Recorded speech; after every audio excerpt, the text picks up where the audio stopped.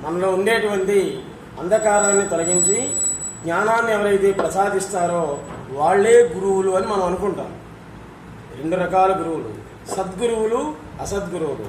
నీకు పాఠాలు చెప్పి నెల నెలా జీతం తీసుకునేటువంటి వాళ్ళు వీళ్ళు గురువులా?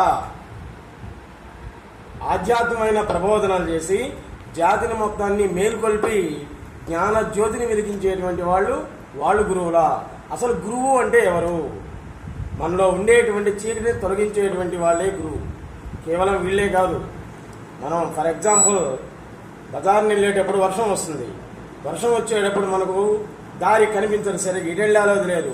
ఆ సమయంలో రిక్షావాడి కోసం చూసుకుంటాం. ఆ సమయంలో మన గురువు ఎవరంటే ఆ రిక్షావాడే మన గురువు, మనకు తెలియనటువంటి దారి చూపించాడు. కాబట్టి గురువు అనేటువంటిది ఒక పెద్ద అంధకారం.